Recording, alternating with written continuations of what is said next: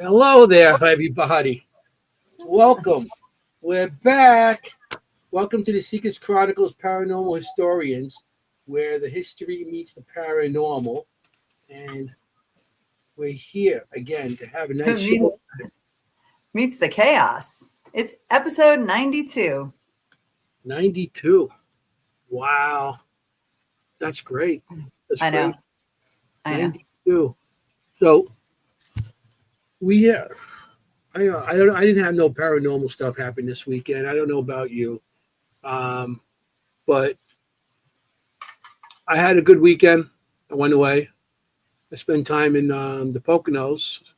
So I had a good weekend feeding deer, cleaning up my deck and my place and getting it ready. Getting ready for my party. I'm having my party in August. So try to get everything in order and clean last minute things and stuff. So wait, what's in August? I'm just kidding. August. I'm just joking.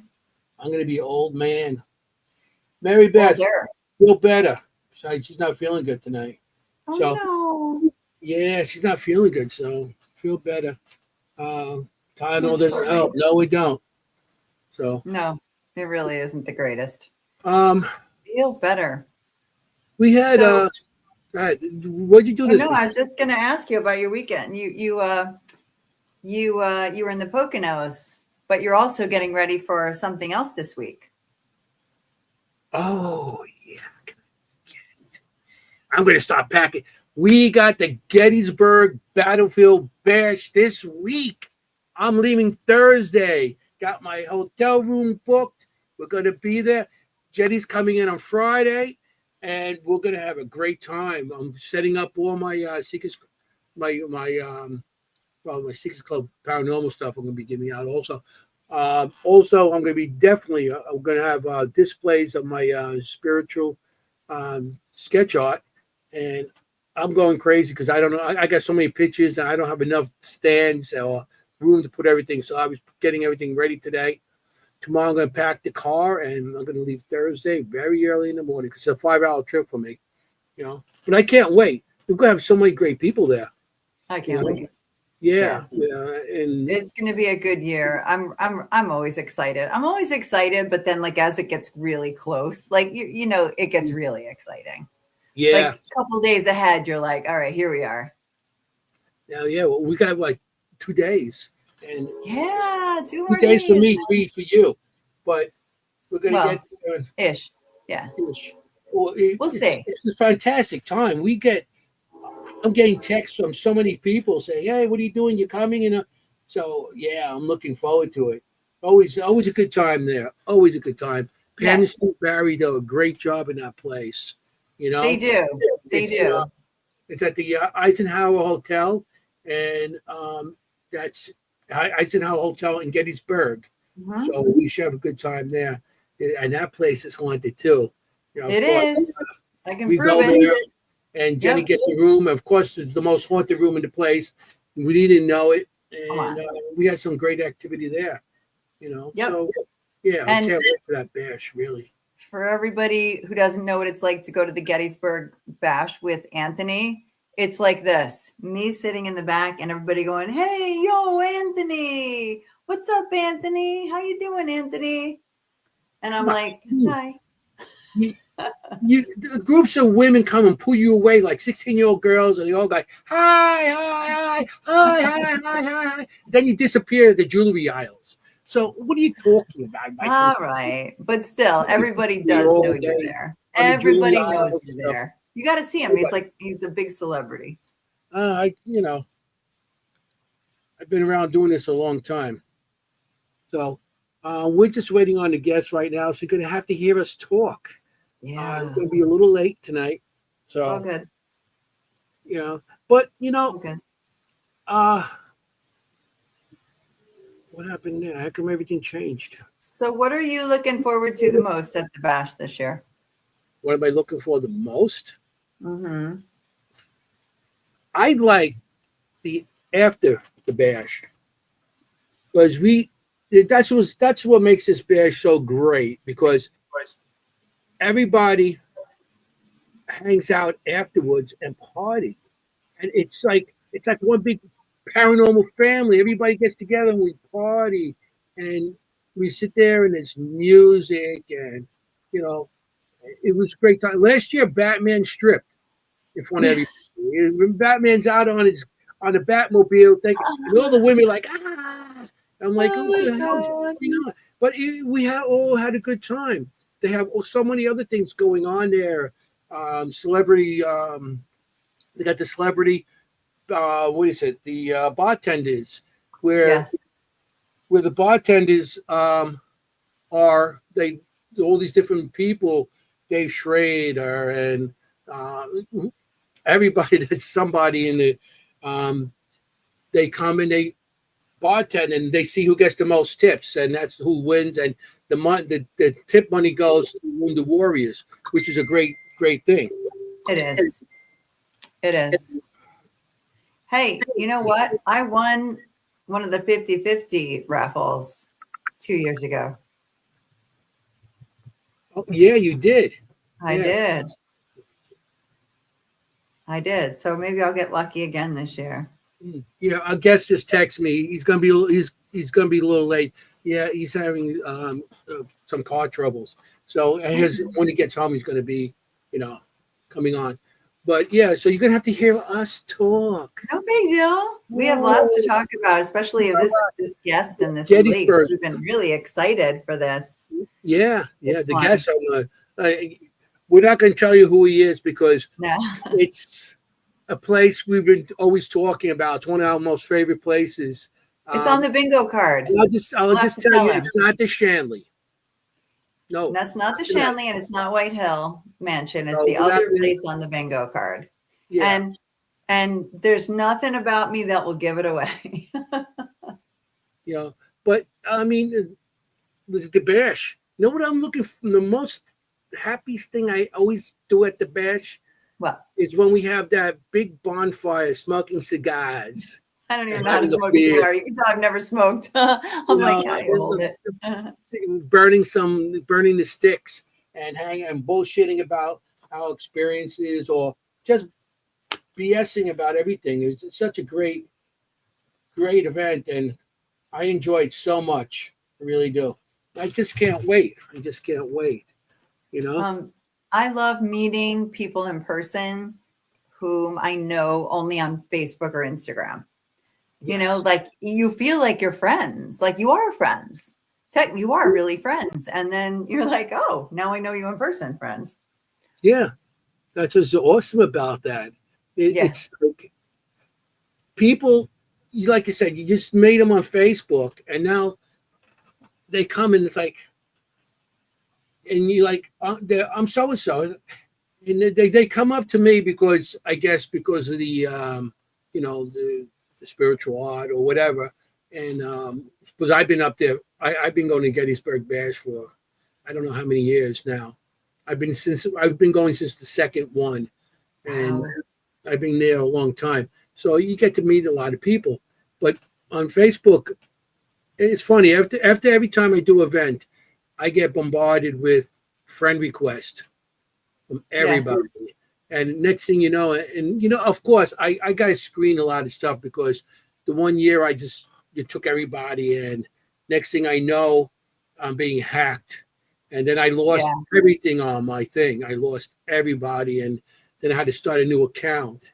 Because my first account on Facebook was like for 2009, and I lost the account. Oh no! Yeah, I know what you mean. Yeah, I try to look, and because I'm somebody who likes when people find me on Facebook or Instagram and send me a friend request. So many people are like, oh, all these friend requests. I'm like, yeah, do it. Like I love it. I love it. So, well, but you got to be careful. So what else you got? What else? Why don't we start at the end since we don't have our since we last week, I guess we play my friend, our friend Mark's. He has a robot. He's actually building a robot for Paranormal. And Page, yeah. Uh-huh. So I'm going to play the two clips, the clip we played last week and the new clip. And I got the new clip from him. So here's the one from last week. It's only 32 seconds. Yeah, no, it's I great. think, I think this is really great. Yeah, This I is mean, gonna- if you're into innovations in the paranormal, our friend yeah, Mark DiNardo is, mm, he was a recent guest too, if you remember yeah, him. like a couple of weeks ago too. But here's his the first clip, and then I'll play the second one. Yeah.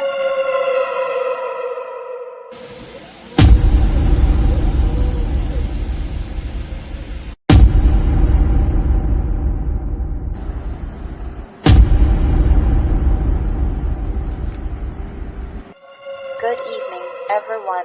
I'm Paige. Systems online. Let's see what's here.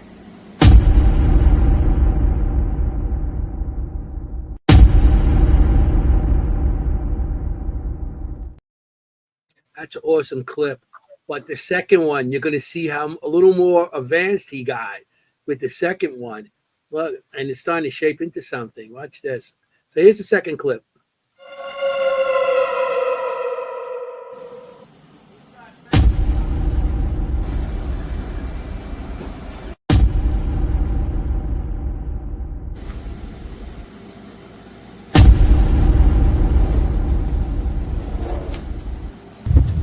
Page online and scanning. Mark identified. Magnetic anomaly detected.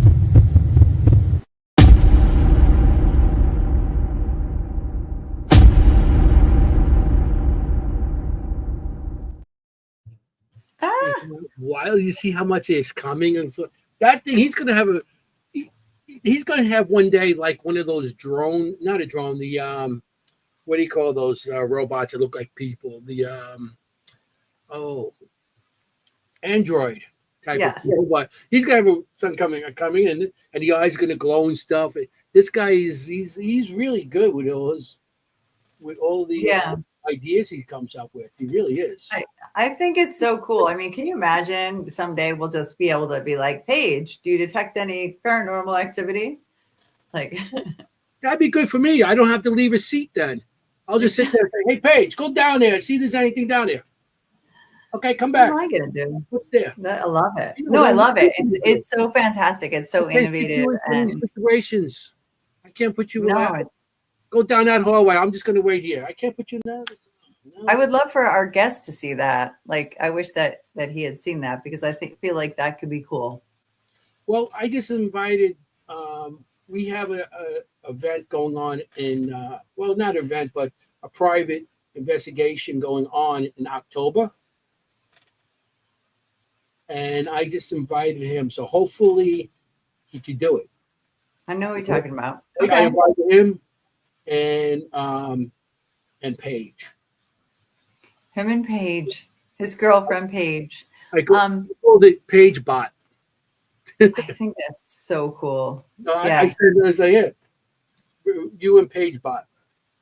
It's pretty exciting. And September is like 2 months away. I was just thinking about that during the video. I'm like, it's like coming in September, and you're thinking, oh, that's so far away. It's not. It's like a month and 2 weeks. It's going so fast, for sure. So if anybody in the audience has any questions for us, yeah. You might as well just start asking them since we're waiting for our guests to come on. So if you have any questions or stuff like that about paranormal, that's don't get personally. That's what we do. It's about the paranormal, no personal business, because we're not like that. You know what I'm saying? So the other day it was very nice. I was invited to be on a podcast it's called Paranormal Tea Time with Nicole Chivitoni and Stephanie Smith from Full Moon Paranormal had me on Wednesday night. And I want to say thank you for that. And we had a fascinating conversation about the topic I'm going to be talking about in August at the Hollow, which is how we as investigators affect locations. Mm-hmm. So I've seen that in locations where there was less stuff. Now there's more stuff going on in these locations. Right.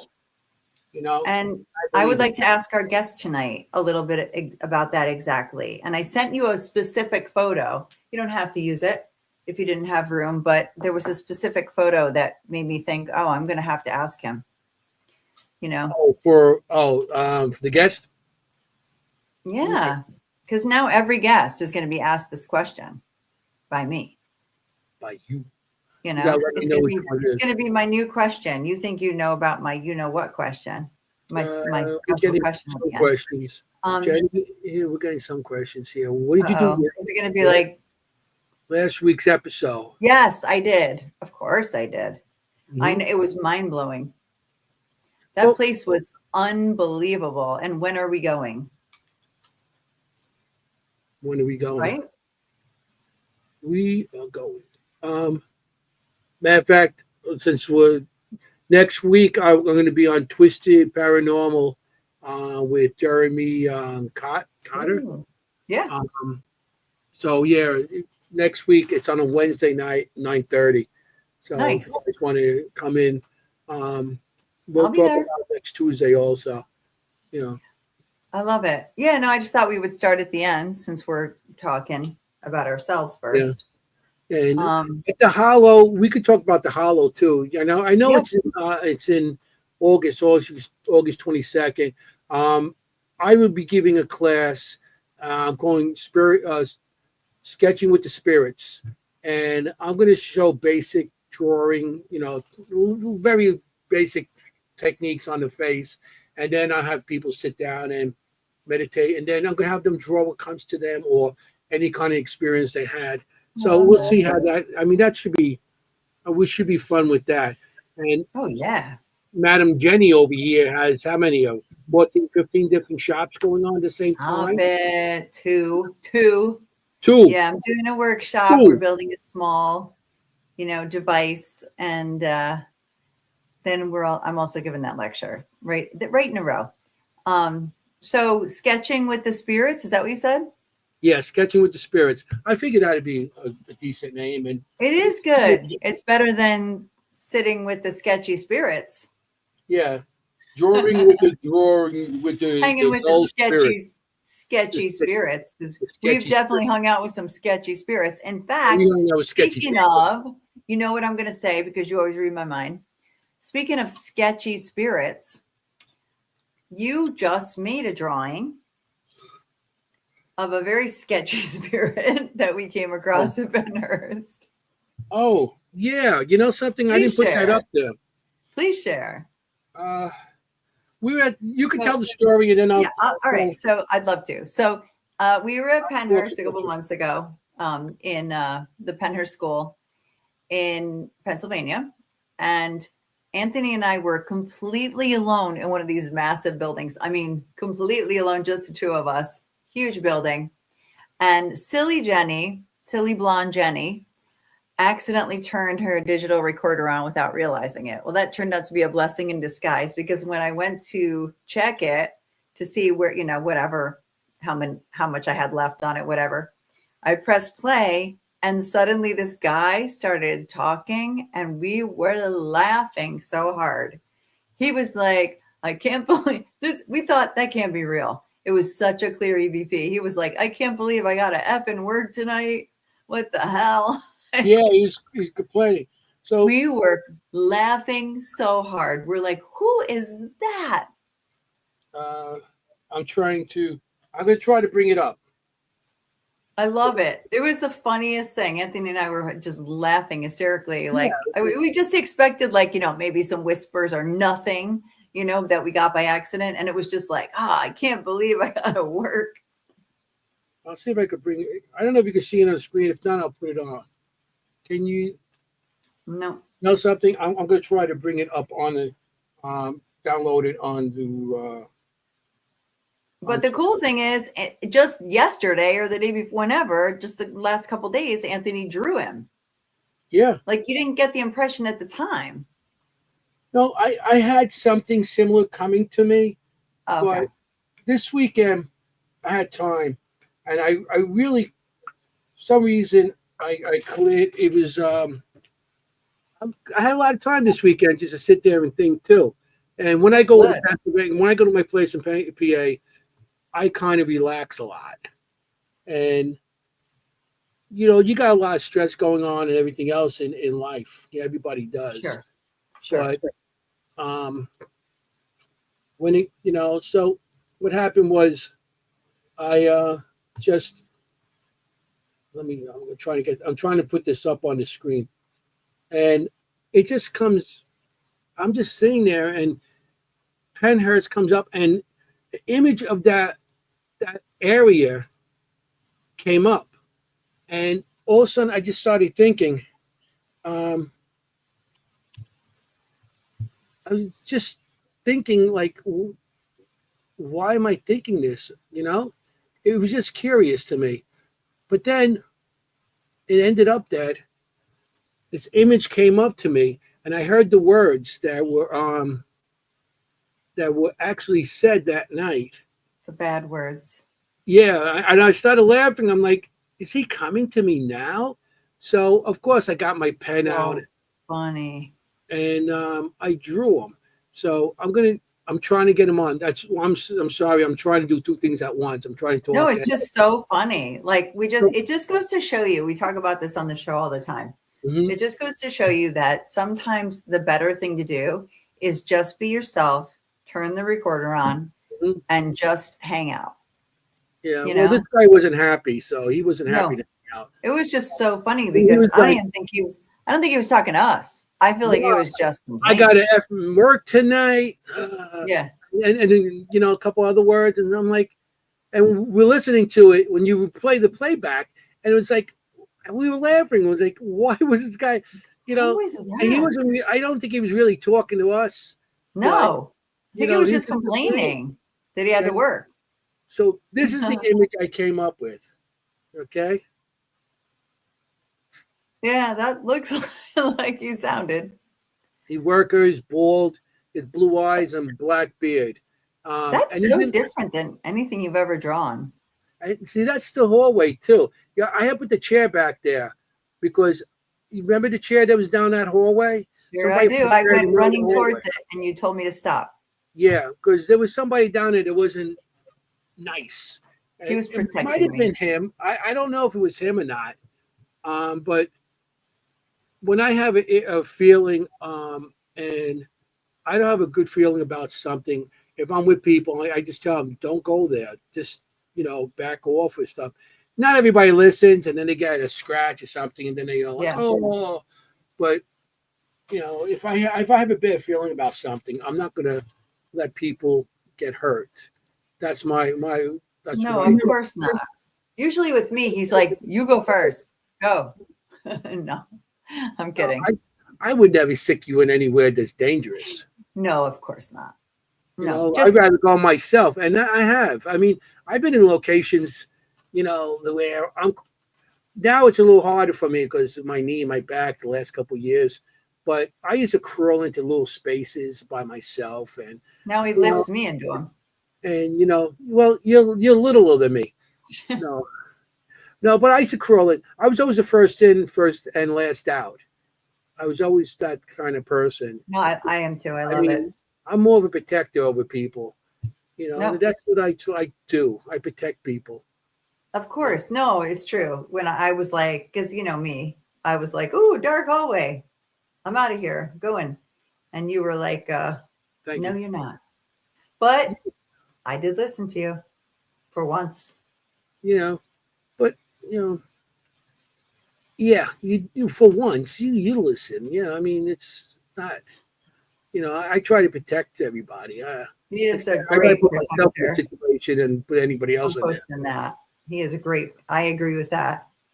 And that's a really I like this. He looks tired and sad.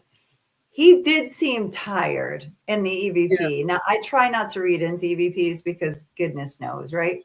But he did seem like, I can't believe I got to work another night. Like, it's too much. Yeah.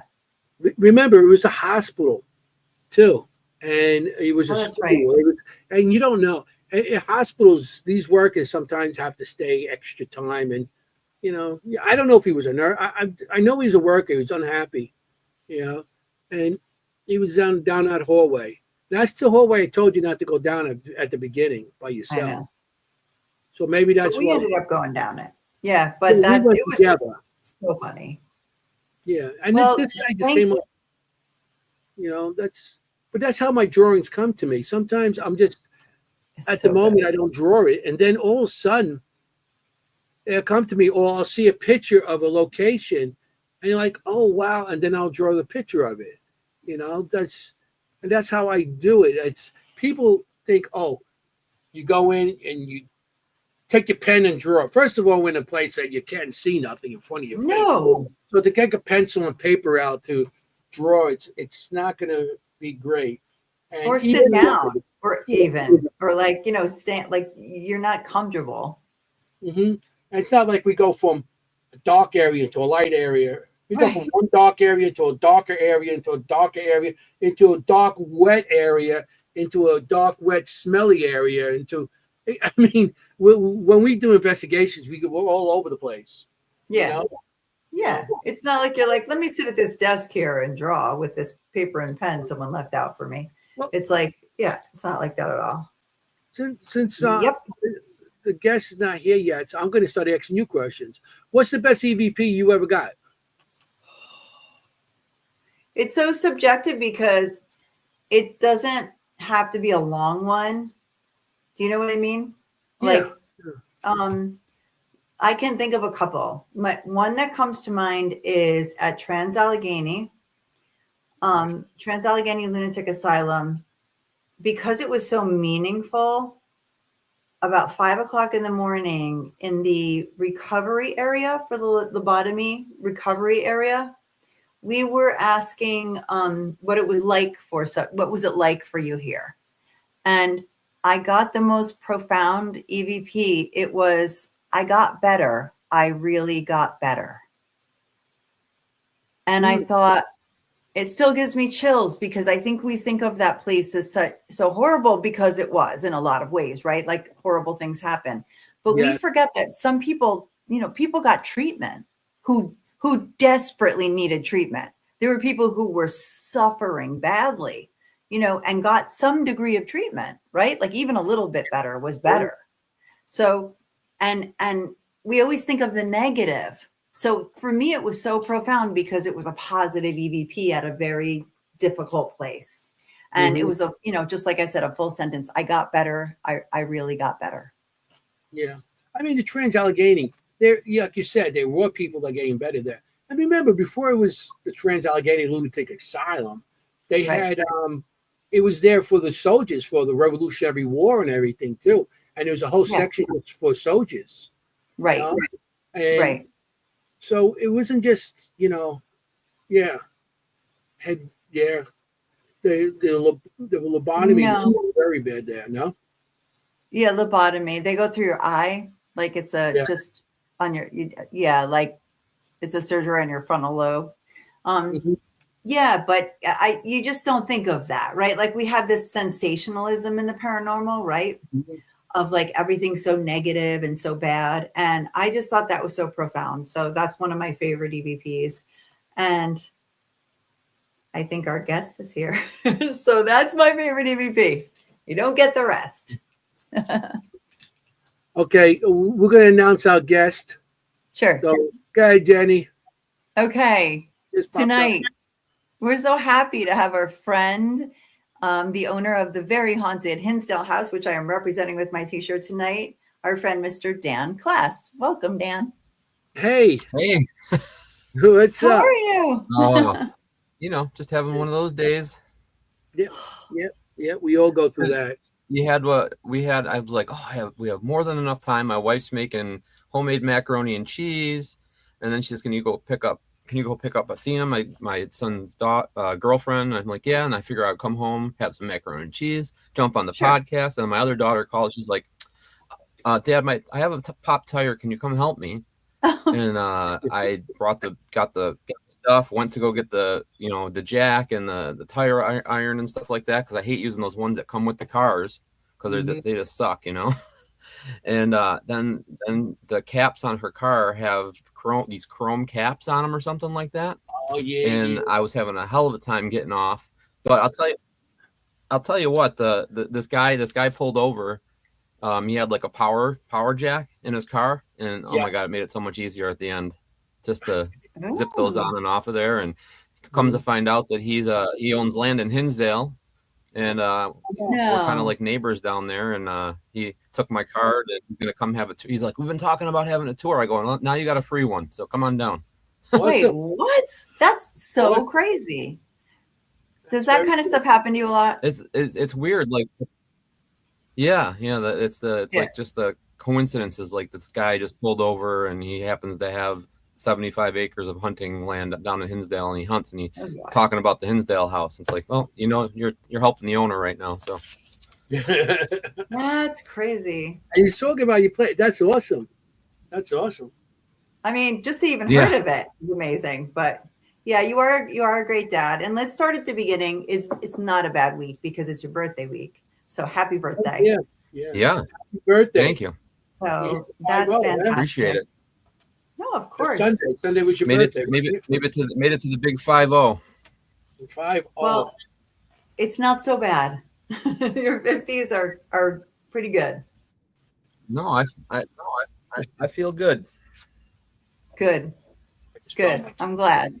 No, it's good. I think we talked about last time I saw you. I think I saw you at the Ritz Theater last in New Jersey. Yeah. We were talking about being summer birthdays, cancers. My fellow Cancerian. A lot of good cancers. Yeah, for sure. We're very caring people. That's right. That's right. I guess I'm not caring. I'm a Leo. No, you're a Leo. You just want to boss everybody around. No, I'm kidding. Hey, So- you listen or you don't. Hey, you know what I'm saying? Hey, Hey, it could be. You can have your brains on the contract or your signature. You know what I'm saying? You got no choice. unbelievable. Unbelievable. How are things at the house? Busy. I mean, we're very busy. Trying to like do a lot of little side projects in between the guests coming, and we are booked solid like through. I think we have 3 days open in October in the middle of the week, 14th, 15th, and 16th, and then booking into November and December right now.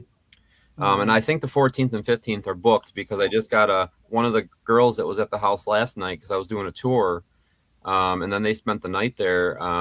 Asked me today if I would marry her and her fiance on the 14th, and they're going to rent the house out on the 14th and 15th, and they want to get married up by the Giving Tree. So I'm like, yeah, let's do it. She goes, how much do you charge to marry people? I go, if you rent the house, it's included. Yeah, So I would we'll think do it. so. We'll do it up. That'll be their wedding gift. Awesome. I mean, I did have experience there. You know, I got ordained to yeah, you could. Mm-hmm. There Yeah, you go. I got ordained to marry my nephew, and now it's coming in handy, I guess. Yeah. I've been ordained years ago. And I never used it. I have been about 8 years already. Can you imagine Anthony marrying somebody? Hey, yo, do you? All right. You take her, you do or you don't. Hey, that's it. You know? So Maybe you just I have had to come it- up with a gimmick, do like an Elvis thing or something. There you go. Oh yeah. He's like, with his hair, what am I gonna do with Elvis? It's not gonna be The- Elvis here. the you know what I'm Godfather I don't marrying know. you. saying? Yeah, it's a- That's funny. There you go. I did have a little thing going on there. My 55th birthday, we had it right there. Oh, Of course, the cake was gone by the time I got the pictures taken.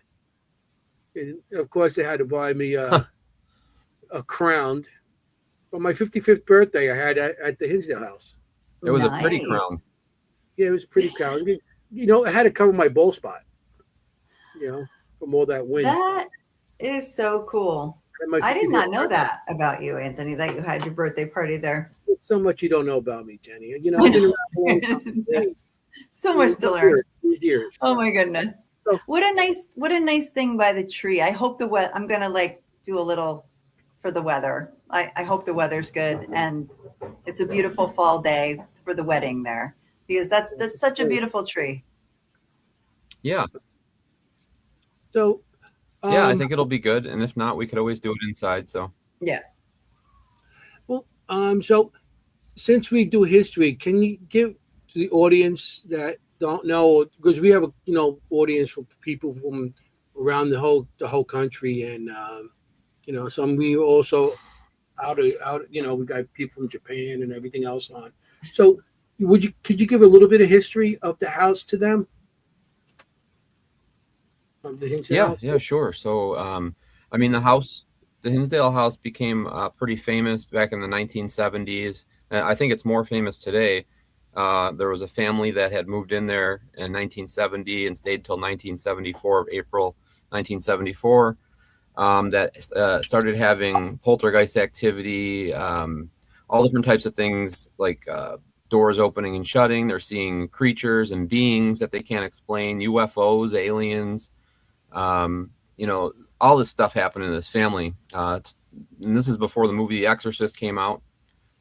They got a priest involved through the Olean Times Herald and the Buffalo News from St. Bonaventure University. He came to the house and did a mass and a blessing, and whatever was there was still ramping up after he did that. And so he got the okay from the Vatican to perform a structural cleansing exorcism of the location.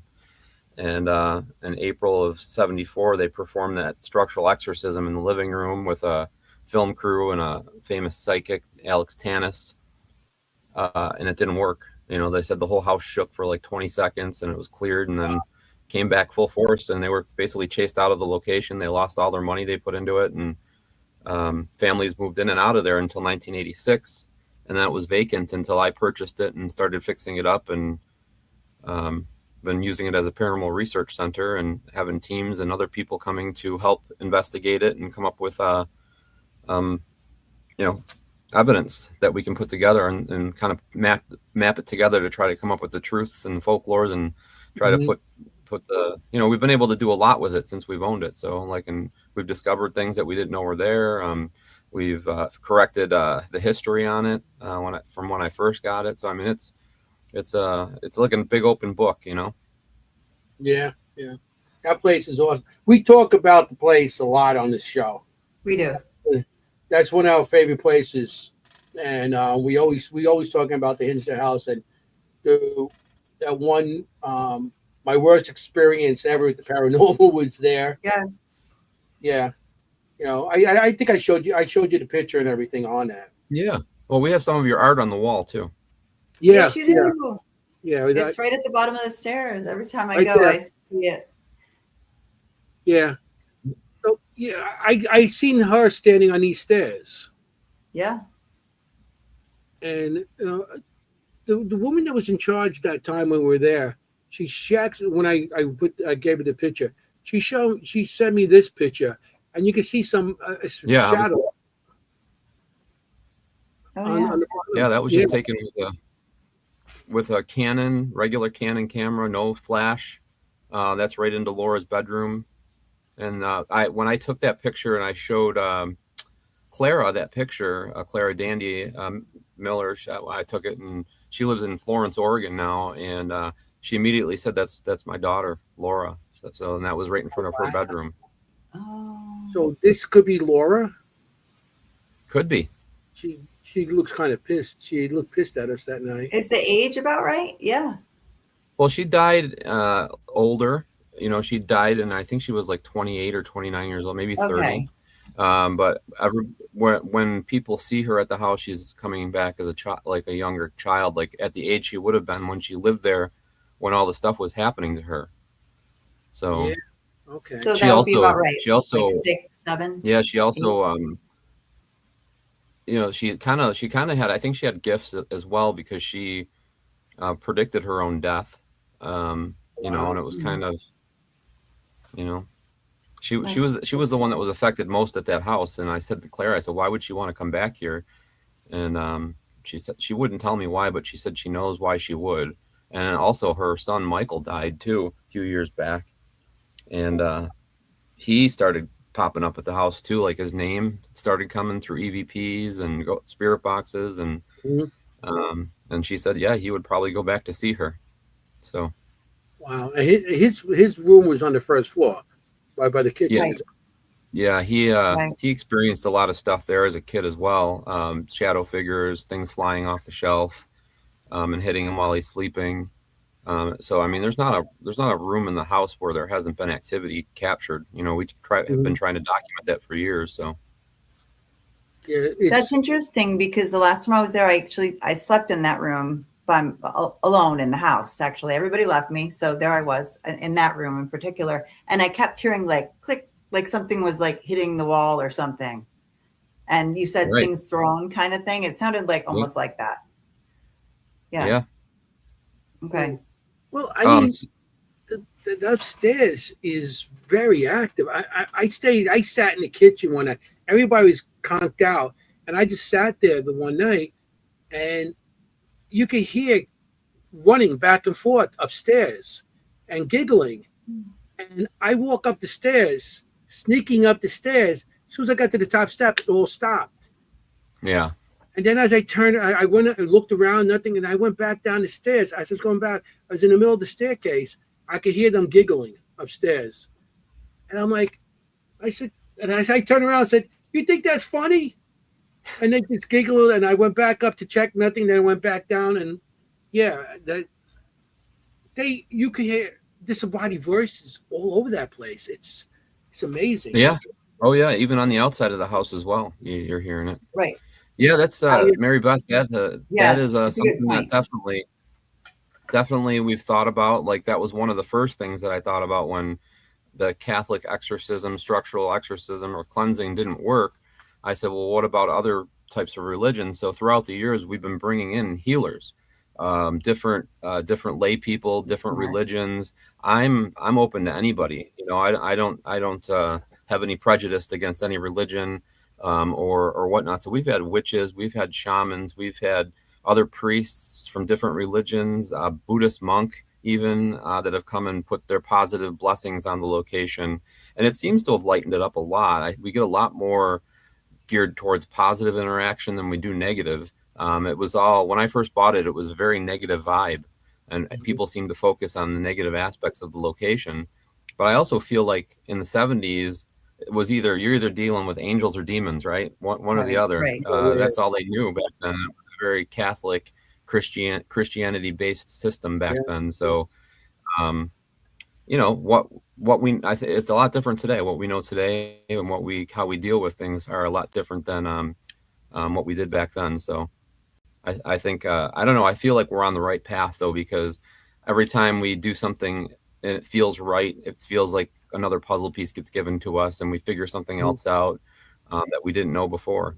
And there was another person that asked if I lived there. No, I Yes. don't live there. I wasn't. I wouldn't live there.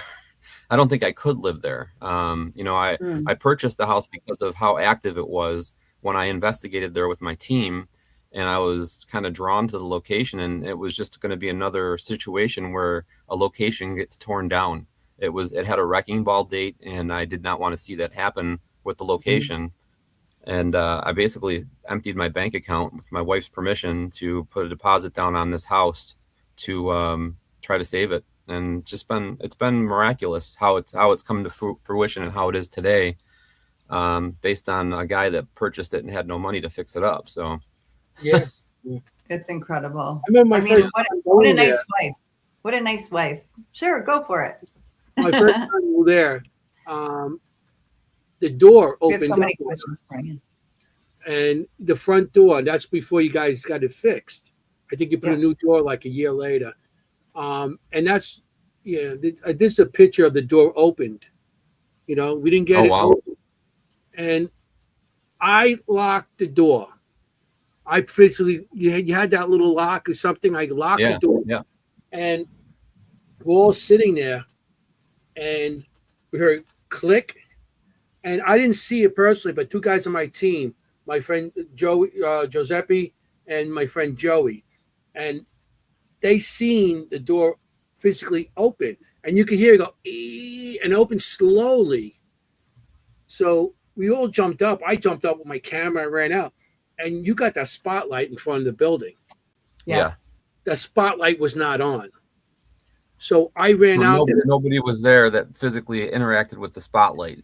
Yes, Right. It's nothing. like a motion sensor light, right? That I Yep, yep. remember. Mhm. Okay. I jumped up and So we ran out, and we all ran.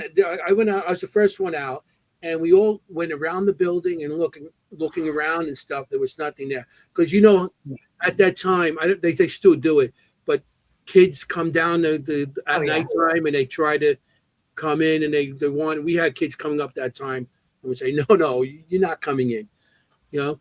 But we thought it might have been one of the kids, but you had to physically. So to me, maybe something from the inside opened the door. It had to have been, because you can't unlock it from the outside. Mm-hmm. So I think it was somebody just clicked the door and opened it, and That's it was from the crazy. inside. Because we also got this. I got this a couple hours before. In the back there, we were getting a fog, and we had the chair there, and the fog was like all around that chair.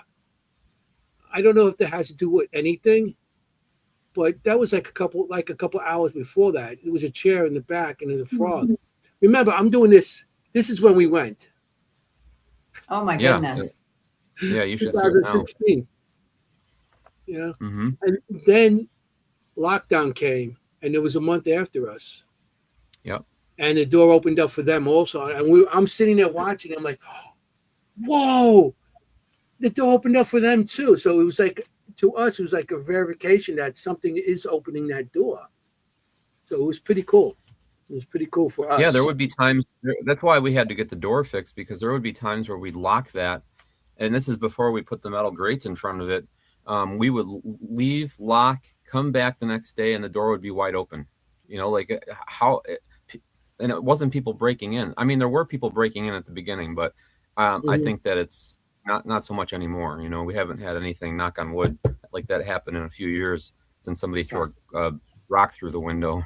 But that was no. haven't had anything bad happen in years. So Oh, that's good. I think we're part of the community now, and people realize that it's a tourist attraction now, and you know, people are coming down that road all the time just to take a peek at it. You know. Yeah. Oh, for sure. For sure. It's funny because I always lock that door too. I believe you about locking the door because, you know, when we take the tour, when you go there, you're told, like, make sure you lock the door because sometimes people do walk down, you know, and I was by myself there. So forget it. I was making sure that door was locked. You know, now you got me thinking it's going to open anyway. Great.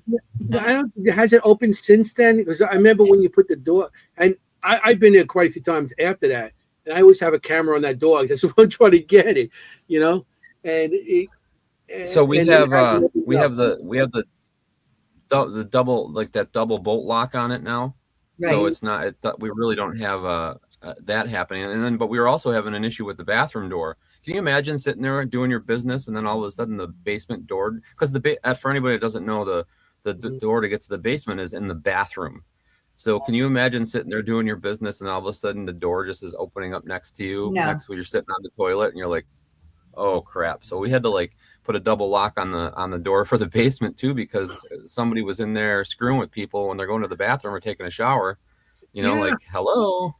Oh, that's funny. And that's what you think. Let's be honest. When you go into that bathroom, you think, oh, please don't let that door open, right? Well, you're like, not now. Not now. I've renovated the bathroom. I don't know when the last time you guys were there, but remember there was a tub there and then the toilet was like sitting right next to the door. So we moved the toilet facing, so you can watch it now. You can watch the door open as you're doing your business. Yeah, no, I haven't. I noticed it. The first time I went there, I'm sitting there,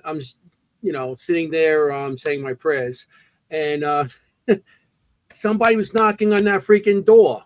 Oh, no way. Next to me. I'm like, oh, who's down there? And I was trying to like, who's down there? Hey, let me finish. Let me go. Come on. You know, and it was like something was knocking on that door. Like, and it was like 3 knocks. Like that. Oh, like banging. Banging. I'm like, damn. And I knew all my people were. I'm thinking, okay, maybe Dan has some bodies down there I don't know about. You know?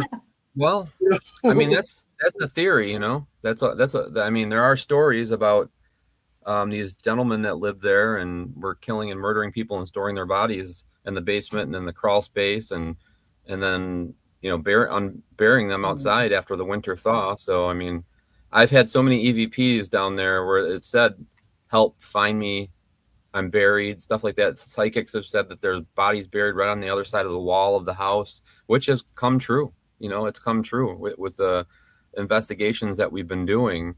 We've found, burial shafts out on the right side of the pond now. If anybody has seen the new Death Walker episode that just came out yesterday, it's all on Tubi for free. We have a special on the Hinsdale house, and it also has Clara in it. We had her do a phone interview from Florence on the show. So she's actually got back involved and got to put her 2 cents in and help Nick and Tessa when they were doing the investigation there. But yeah, we uncovered burial shafts there. And then we also uncovered a new mound that we didn't know was there right in front of the pond on the other side of the house, where everybody keeps saying, oh, there's bodies buried on the other side of the house. So we have 2 spots on the property now that have burial shafts. And the one that's on right outside the basement, where the basement is more like a mound, like 4 or 5 bodies, they said, that are all in the same area. So probably Native American, I would think. Right. That's what I was going to say. say. At the place.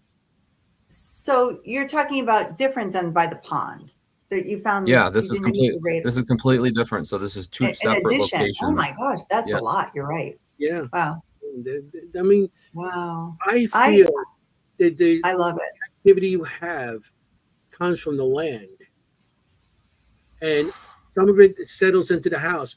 But I mean, I had so much stuff happen to me outside. The one time we were there, and we had a fire. We had the bonfire going in the back. That's when you had the old skids. We used to burning the skids in the back there, and the fire was going. So it was late. So I went out there, and I was a scoutmaster for years, so I know how to put out a fire. So you know how to do it. So I go in there and I pour water on it, and I stir it in there. I got the water going. And you see the steam coming up, and you could still always get a spark from something. So I waited, then I poured more on it, and it became like a mud pie. And I stirred it up, and so like 45 minutes later, I look. Everybody's see. I always stayed up all night long, because I always thought I was going to miss something, and I start seeing like out there. I was sitting in the kitchen. And out the window, I see like a light going. I was like, what's going on? So I go over there, and the fire was going. I'm like, no way. So I had a bucket. I filled it up again. I said, maybe I missed something. I said, no. So I went out there, poured it on, started doing it again. All of a sudden, I hear coming through the wooded area, not down the path, but coming through the wood. Somebody go, ah, like that. And I'm like, what the hell? I said, it's like 5 o'clock in the morning. I'm here by myself. Everybody's conked out. And I'm not so much afraid of ghosts, but you have coyotes out there, you have bears. It didn't sound like any of those things, but I didn't want to take a chance. So I ran back inside the place, locked the door, and I'm looking through the kitchen window. There was nothing there.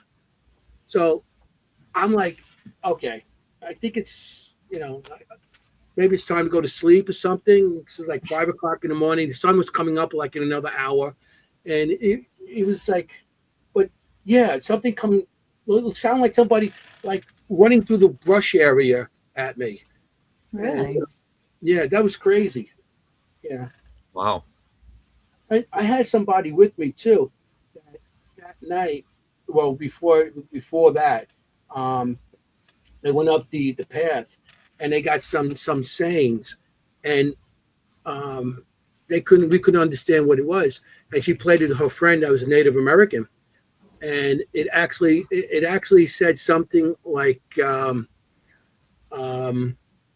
exactly what I want to say, like rebirth or birth, something like that in the native language. Wow. And they understood it. We didn't know what it was saying, but it says rebirth or something like that, which we thought was interesting, but because she got an EVP, so that was interesting. Yeah. The place is. I feel like the outside of that house, to me, the house completely pales compared to the outside. like that. I get so much more activity outside. I mean, I've had like so many times just someone talking in my ear outside, like just whisper right in your ear. You can almost feel the tickle, just speaking to you. And I Mhm. couldn't understand it either. So now I didn't think of that. That's a good point. Could have been, You know, Yeah, it no, sounded I more hear like you. noises. So it could be a native language, like with a lot of K's. It was like "K," like that, like strange. But yeah, yeah, it's interesting with that place. So I thought it was very cool that when you bought the place, because you bought it was active, and you actually shared it with the paranormal community to come in and do, you know, what you know what we do, investigate it and get the information. That's what I thought was very back then when I first went there. It wasn't a lot of people didn't do that. They had activity in the locations, but they didn't always bring people in or whatever. And you just like right there, boom, opened it up for everybody. One of few Yeah. at that time. Well, I mean, we had to definitely take some, some of the first things we had to do were get rid of the bees. There was, were you there when the bees were there I remember the originally? bees. In Mary's room. Yeah. Yeah. So they Clara talked about these bees. I mean, what the first day that she was supposed to be moving in 1970, the house was infested with bees, and they had to bring an exterminator out to get the bees out of the house so they could start moving in. And I feel like this colony, this hive or whatever you want to call it, had been there for years and years and years, and nobody ever got it taken care of the right way. It was around they estimated around 500,000 honeybees in the floorboards of Mary's room. The honeycombs were about 4 to 5 foot long into the floorboards. We actually had to cut the boards out to get that stuff out of there because you need to remove all that, or else they come back, or other critters can come back. So you have to do it the right way. Mhm. And of course, we didn't want to kill them. They're honeybees. That's Yes. much needed. So we had a bee farmers come out and get them. And there's actually, the colony is still living. So it's well, they're probably all dead by now. But I mean, they rejuvenate themselves every year, and they're out on Route 16, about 15, 20 minutes down the road. So people can get haunted Hinsdale honey from them now too. Get haunted honey. Haunted honey. Haunted honey. What kind of tea? What do you want your tea? Can I have some haunted honey tonight? Yes. They Hinsdale deliver pizza too. haunted honey. Yeah. Triple H. I wonder why when I posted that in the chat, did it post 4 times for you guys what I wrote? In the chat, somebody asked about tours and asked how long the Right. tours were. And Right. did I post it 4 times No, when I no, responded I to it? think so. Oh, okay. Yeah, Because to there's a me, couple times in there. 1, 2, 3, 4. It doesn't matter. Yeah, but it happens. weird. It I only happens three I only times when pressed I enter post. once. So who knows? Who knows? Um, so have you ever done a podcast from the house? I have done a couple, yes. And I'm Okay. doing one in October. I'm going to be doing one in October with a Okay. podcast there. But yeah, I at the only beginning it was tough, but we have done a couple, yeah. Okay. I I just guess asked because we had Ed from Sweet Home on, and during the podcast we had activity, which was just amazing. Like which happens a lot more than Yeah. you think, the guys were right? More than blinking you on think. us. His fish were going nuts and everything. His dog was Oh going yeah, crazy. like the lights Yeah. were going on and off. Like it was wild.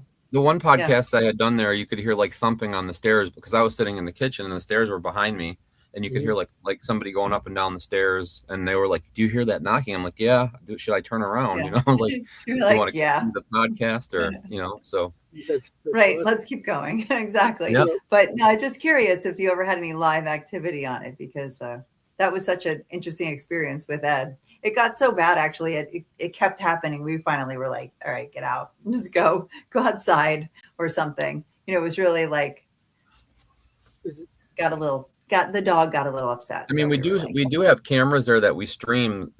yes. Maybe not for podcasts, but we do the camera streams on my YouTube, and when we have time, or on my Patreon. But it's when it's busy and we have people there every night, it's hard to have an open day to do it. might be during the daytime or something like that. But we've captured so many different things. Is there a way I can share a picture? Mm-hmm. Image file? Let me see.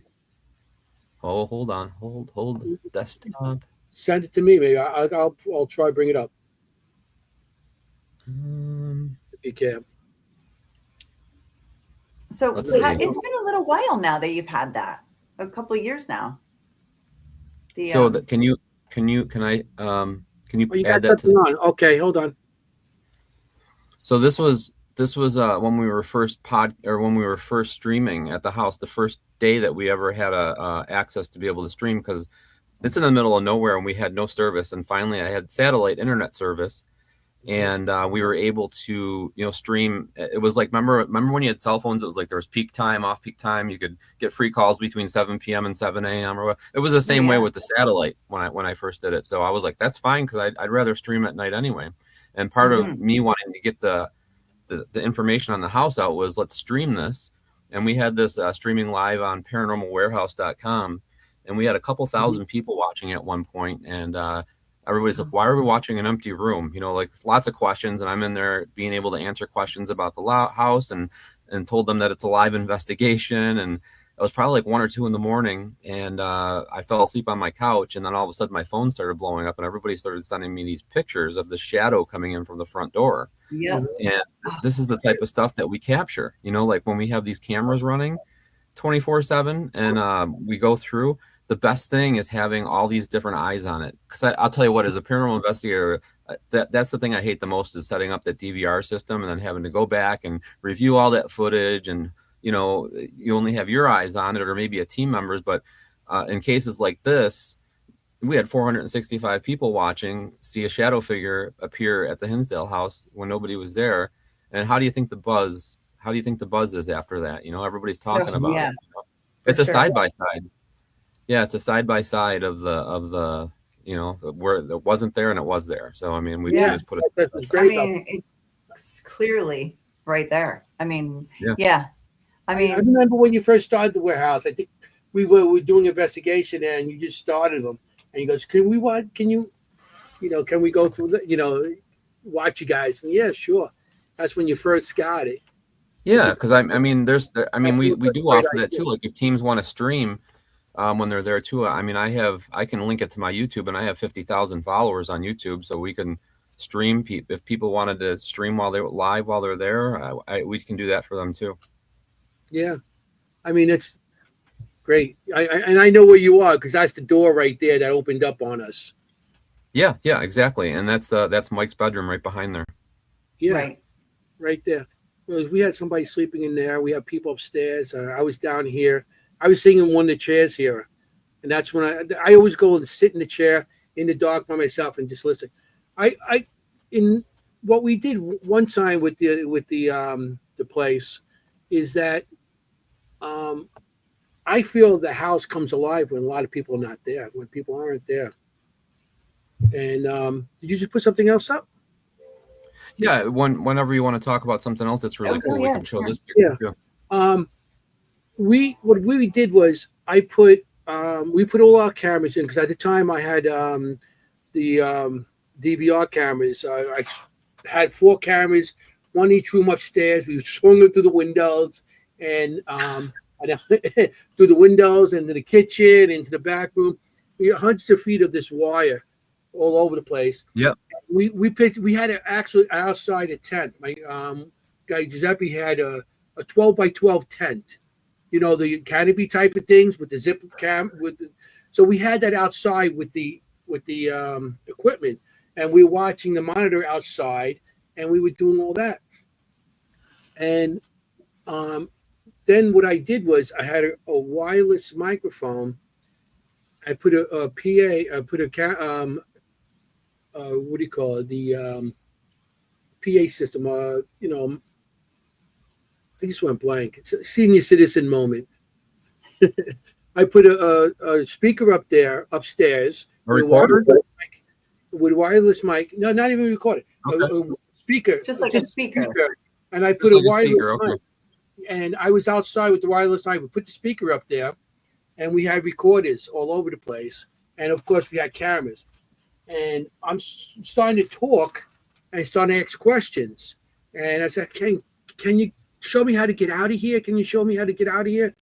And I say, can you show me how to get out? And hit on a window or something so we could get out of here.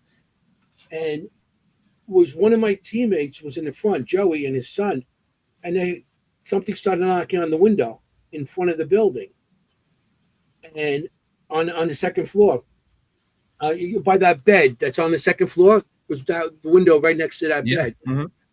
And but I didn't hear it because I was in back of the building. So he comes around, he goes, "Who's in the building that's knocking on our front window?" So are you kidding me? I just asked them to knock on the window to show me how to get out, and they were knocking on that window because I had the PA, Wow. the speaker by Mary's room. I had it up there, and I was asking questions. It's like, can you talk to me, or can you show me how to get out of here? I'm new here, and I was trying to come up with different things that they thought I was a spirit too. Of course they probably know better. But no, it's a great experiment. I love that experiment. Yeah, for sure. Yeah, it's really cool.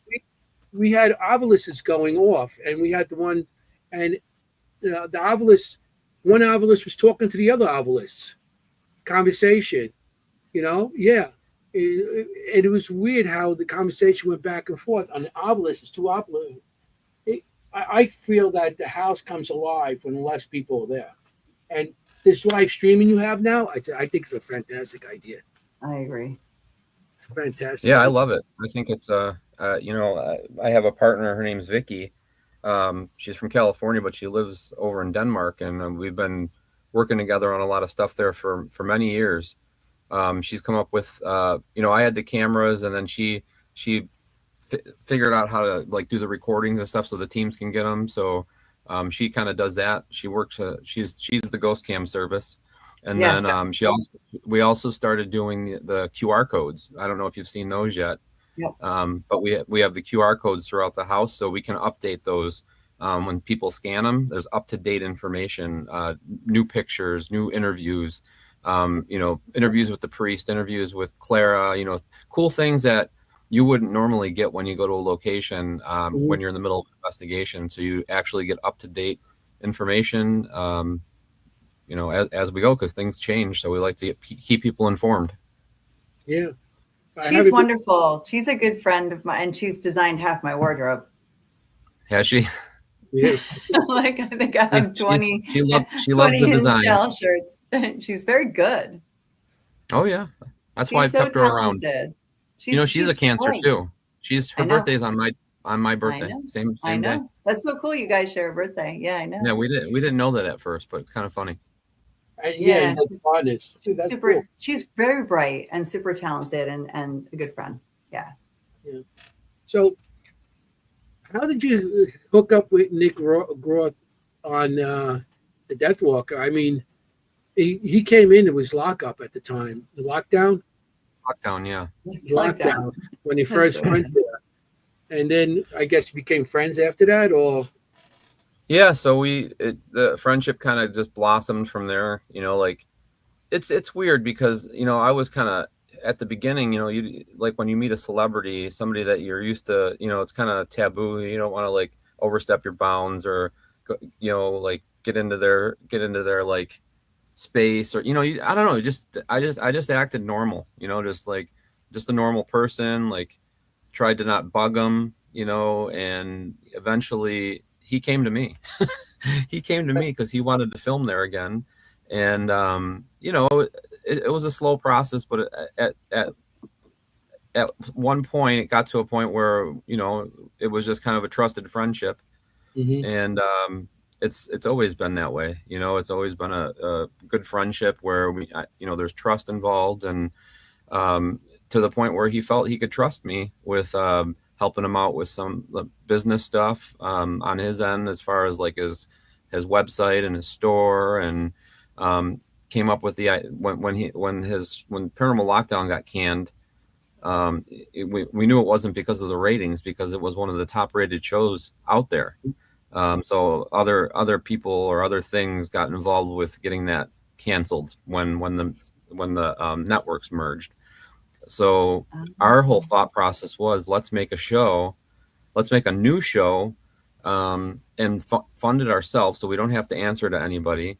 We can do it the way we want to do it, and then we can get a sales agent and sell it ourselves, and we can undercut any big show out there, because the cost for us to do it is going to be so much less.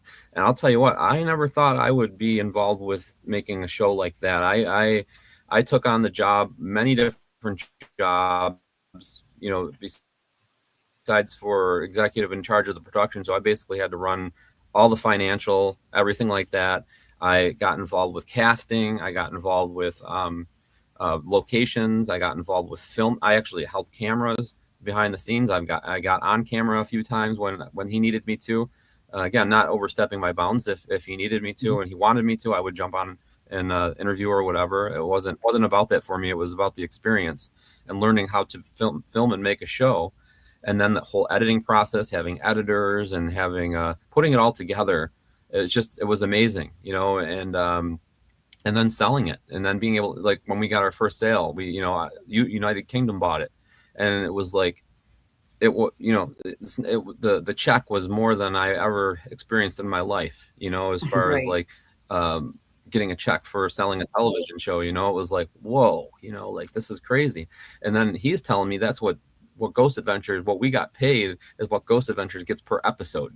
I'm like, holy crap. And this was for the whole season we put together. So obviously we didn't make a ton of money, but we made enough to survive, because we had to subtract all the cost off of what we got paid, and then gave ourselves a little bit of money and paid people for whatever we had to pay them for, and all the travel, and just it worked out, and it still has. And it's been a great experience. And then we've sold it to France. We've sold it to Australia, Canada, in the United States. It's been tough in the United States because of powers that be, but we've got it sold, here all 5 seasons. So yeah, Tubi. Well, That's just great. Well, it's gonna be on more than Tubi, but that's where it landed first. So it's more will be coming. More other streaming networks will be coming. It'll be on Peacock. It'll be on Amazon Prime. It'll be on all different ones. But the biggest thing for us is we wanted it to be free. We didn't want people to have to pay for it. It is available to watch to pay if people want to pay, but we want it to be free. So that was the big holdback with the United States, because we didn't want to have to be pay-per-view. Come on. Yeah, So. I mean, we appreciate that. The public appreciates that. No, for sure. And season 4 and 5 are going to be on Tubi. They're coming out. They just got loaded on there yesterday, and it's out, so you can go watch it now.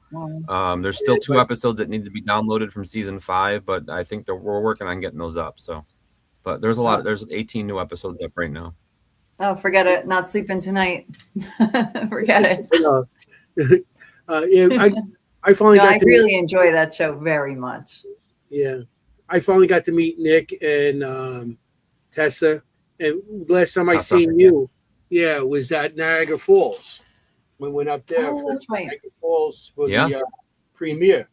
That's the last time I actually got to see you. I think. Yeah, it's been a while. I might see you at Gettysburg. I know. But that was a while this ago. weekend. You going to this weekend? Are you going to Gettysburg this weekend? Yeah, we'll both be there. Definitely. Sweet. Definitely. Maybe we'll get a table next to each other again. Yeah. Last time we had a table next to each other. Watch as we left. Watch this. Can you watch this? Can you watch this? Oh, that's the best. Exactly. You get neighbors. It's like having neighbors at Gettysburg, right? Yeah. You know how many locations I've found by being a neighbor, right, at Gettysburg, like a table next to me, like, oh, you're in Virginia. There's been a lot of good connections made at Gettysburg. Yes. Mm-hmm. I get some of my best guests there.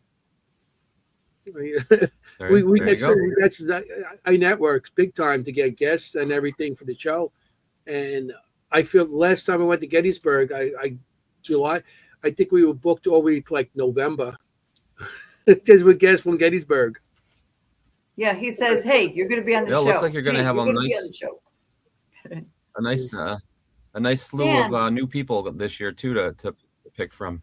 Yeah. exactly. Yeah. And that's what's nice is that every year, even though you have familiar faces, you have it's a little bit different every year. Has just a different take every year a little Exactly. bit. So I love it. I'm curious about something that I really want to ask you about. Like, talk to me about Lilydale. Uh-huh. What's your connection Oh. there? Like, is it a place that you love? Is it a place I always see you, mentioning Lilydale? So when I was first getting involved with the paranormal, it was in my family home. And I mean, short story, we have a show out called My Paranormal Nightmare, and it's based on the story of my house. It's on Travel Channel. Growing up in a haunted location, my sister was involved with it as well. But basically, we just grew up in a haunted house, and I ended up going back and buying this house from my parents. And then my wife and my kids started experiencing some of the things that I experienced when I was a kid.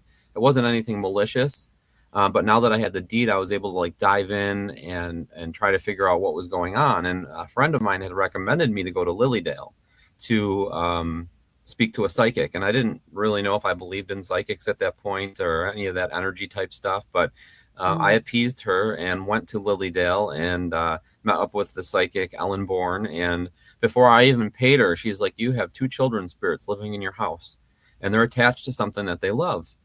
And then she told me some stuff about my grandfather. My grandfather started up the North Tonawanda National Little League Baseball Club, taught me how to umpire, play baseball. And when he passed away, I took one of his umping shirts and his hats, and I had his hat down by my chair in my living room and his umping shirt up in my closet. And she freaking pinpointed the two locations in my house where I had his stuff. She says, he knows you have his stuff. What? And she said, down by your chair. And I'm like, I was like, you got to be kidding me right now. So it made me a believer in psychics. And I've always used psychics and when I do investigations and stuff like that. But I also started doing psychic fairs in Western New York. And we did psychic fairs at the Statler Hotel and at the Tonawanda Castle. And in turn, I got to meet a lot of psychics. So you just, you go through your life and you just try to be kind and nice to people, and you never know like where that connection may end up someday, what may come about, right? So I have a friend who's a psychic who used to come to all my psychic fairs. Her name's Brenda. And she just happened to become a board member of the Lilydale Assembly this past year. And right away, she messaged me and said, "Do you want to come and do a lecture series at Lilydale?" I love Lilydale. I think it's amazing. It's such good positive energy. It's a psychic community, and you just there's a pet cemetery there. There's they do services there. You can camp there. There's an old hotel there, and it's just an amazing feeling when you cross the gates and you go into this psychic community. And there's houses there that psychics own, and you can go get readings done or energy work done, whatever you want to get done. It's available inside Lilydale. So I was just, I've always wanted to go there and investigate. I thought it would be cool to investigate there, and they're not big on that unless you're a presenter. So for me, being able to go there now and present and talk to people, and I can do an investigation with them, it's just been like kind of like a dream come true for me. It's so cool, and it's great for what I do, great for the Hinsdale house, and great for, there's a lot of people that are scared of that place that don't want to go to the Hinsdale house that can come and learn more about it, not being at the location. So it's really cool as far as networking goes and meeting new people. And, I have a series of 4 set up for this year. So I have another one on August 1st. I just did one on the 18th, the day that I got back from vacation. And I did one back in June on the 20th, and I have another one in October. And she's already asked me if I would book more for next year. So I'm happy. I'm happy. It's fun. It's nice. That's very cool. I know Pam Barry. And if you ever have the chance to go to Lilydale, I would. I'm thrilled. Thank you for that answer, because What's I just heard you talk about it a little bit, and I could see it in your face that it was like a special place, and I had to ask you about it. So thank you. I've been wanting to go there for a long time because I started doing stuff with the Fox sisters. Yeah, I started doing research, and because Fox sisters are buried in the cemetery close to me, and I did a lot of research, and they actually drawn me to there. The story was, I went to church, and it was a Sunday, and after church, I went to go visit my grandparents' grave. and it's in Cypress Hill Cemetery, and that's part Brooklyn and Queens, and the Queens side is where I live. So I visited the cemetery, and on the way back, I was driving, and I was drawn to pull over and go up this hill, just drawn to do it. I was like, so I pulled over and I walked up the hill, and at the top of the hill was the Fox Sisters' grave, and I had no idea who the Wow. Fox Sisters was at that time. I had no idea. So I went over and I read it because it says on this grade it says modern spiritualism, the beginning of modern spiritualism. So I'm like, oh wow, the psychics and stuff like that, you know. So I put my hand on. I said, if you're psychic, talk to me. Put my hand like on the grave, and like a warm sensation came up my body Wow. and made me smile. It gave me a good feeling. I'm like, oh, you're trying to communicate with me. So I went after that. I went home and and I started looking up who the hell the Fox Sisters were. And then I found out the story. I said, so I went back to the grave. I did EVPs there and stuff. And I got some stuff, but I couldn't tell if it was because there was a lot of contamination. It goes right off Jackie Robinson Parkway. So matter of fact, Jackie Robinson buried in that cemetery. Yeah. So as the cars go by, I wasn't sure if I was hearing anything because it sounded like a couple of times, I asked and it's anybody you want to speak to me, and I'll hear like a yes or something like that. But I wasn't sure what it was because of the interference, contamination. So I got really into it. I said, they won't be told. So I started researching them. I'm a member of Ancestry.com.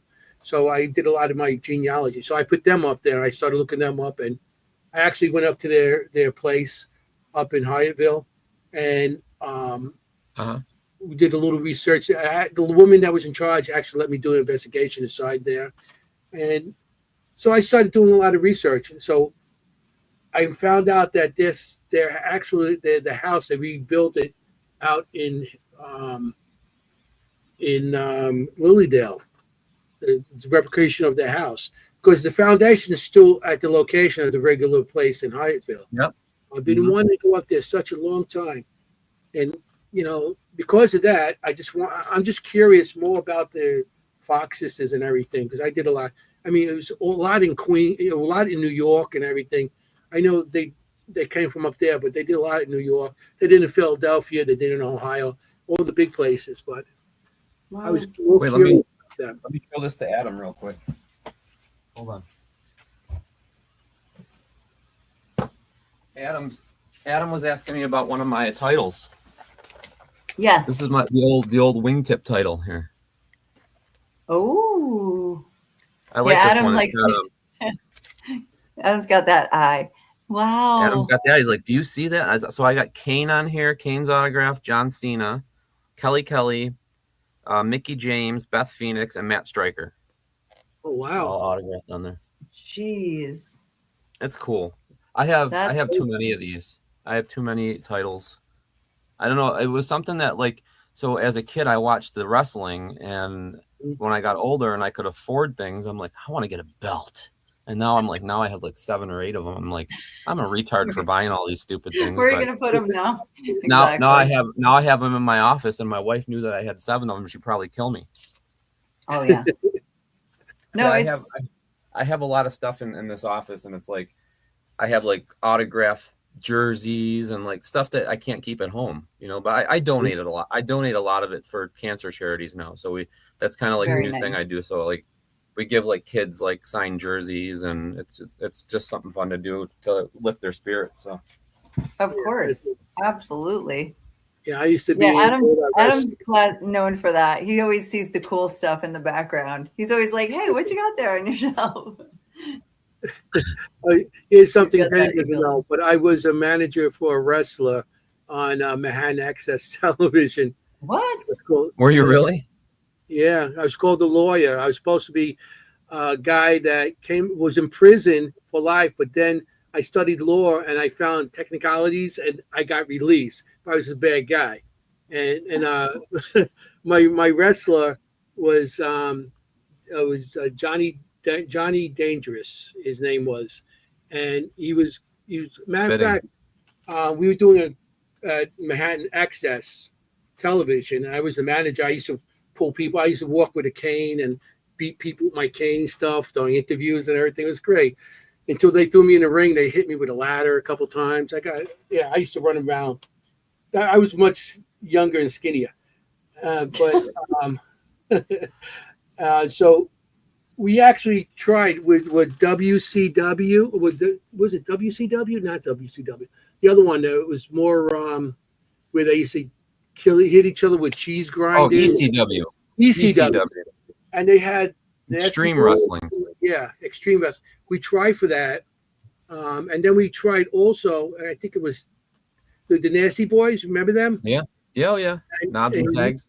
They were trying to come up with a story that he was like the another brother from another mother, and they were trying to get and then my guy got into a couple of drugs that didn't help his career, but I still got the contract. I have a whole contract right now with them, but I was a manager of a wrestler. Yeah, That's cool. What's so funny about that, Mary Beth? I did not know that, and I thought I knew most everything about you. I used to come out with, of course, a leather jacket, but I had a vest that was like tie-dyed, and I was all in black. I used to come out. You did the tie-dye before Mick Foley, then? Huh? Yeah. Yeah. Remember he came out as Dude Love? You were the OG. Yeah, you were the OG. I had a tie-dye. That's right. Yeah, Mick Foley. Mankind. Yep. But it was it was fun. It was fun. We on Access TV every like Monday night or something like that. But I didn't get it in Queens. I had to go to the city to sit in a bar. They used to put it on the bars for us to watch it. So yeah, so that was cool. Was fun. That was fun. A long time ago. So you put something up here, Evie Creature. Yeah, you want to talk about that? Yeah, it's cool. It's a cool story that has to do with the outside of the house, and you guys are talking about. Okay. So pop that picture up. So this is a so are you guys familiar with Jeff Fent? You've met him before? Yeah, of course. Yeah. Yeah, Jeff. So Jeff comes to the Hinsdale house a couple times a year. And he one time he was coming up, he's like wanted to do some experiments with different light spectrums in the forest, and he wanted to sleep in the forest, and I told him that he was crazy. Yeah. So he's up there and he's shooting cameras and videos and using different light spectrums, and he captured this creature in the tree there. I don't know if you can see it peeking out of the side. Yeah, I can see it. So we didn't know what this was. I thought maybe it was a sick bear. It kind of looks like a monkey face to me. And I'm taking this around. I'm showing like Zaphis. I'm showing Nick. I'm showing all these different people. Can you tell me, have you ever seen anything like this before?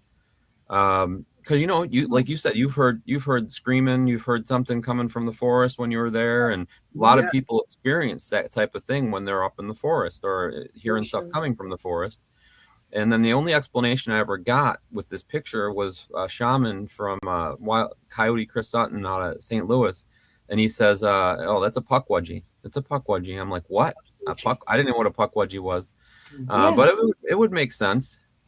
It would make sense to me, knowing that there's, we found native relics on the property and that there was potential native burial shafts there. So, I mean, right, like a protective spirit. Like, because I heard people talking about puckwudgies being up there.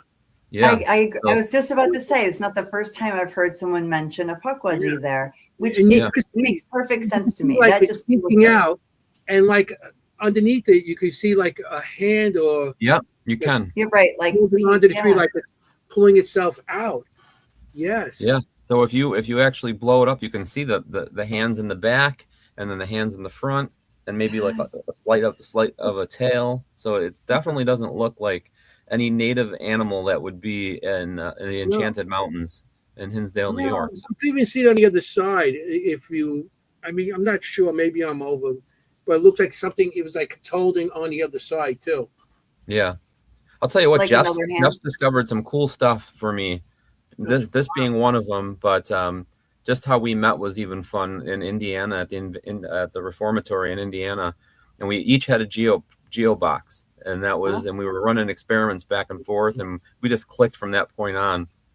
But when we were renovating the bathroom, he he likes to take the Hinsdale wood, and I'm like, take what you need, use it in some boxes, do whatever you need to do, and auction it off, do whatever you need to do to with it, and he's made me a cool box with it, and he's making one right now with I think the 8 different haunted locations, and Hinsdale's included in it, and we're going to auction that box off for charity, but it's going to be cool.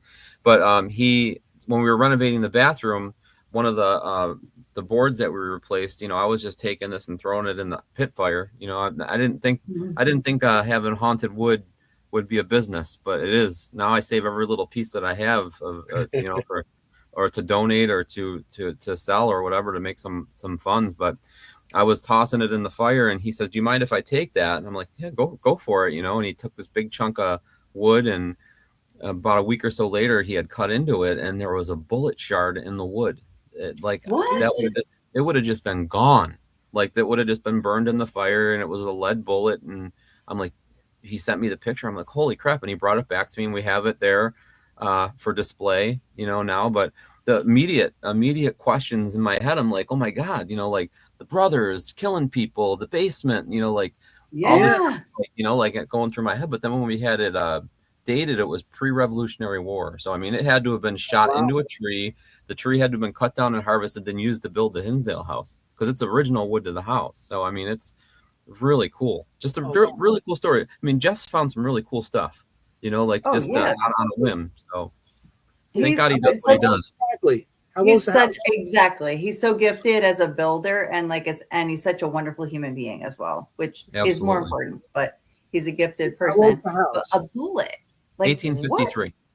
Again, we talked about coincidence. Like, what are the chances that one piece of wood Jeff would have? But I'm not surprised that Jeff found that. 1853 is pre-Civil War. That's so old. Wow. Because a lead bullet. Like, what are the? That is. And like you said, maybe they used it from a tree or something, and it was in the tree for the wood. Yeah, exactly. That's what I'm thinking. Dan, how tall do you think that creature was? That was probably about 8-9 feet up in the tree. So because you can't tell from the picture. I was just curious, was it short, even like older a little than thing, Anthony. Mary Beth, she's a jokester, huh? Oh yeah, she's funny. Even older than Anthony. Funny.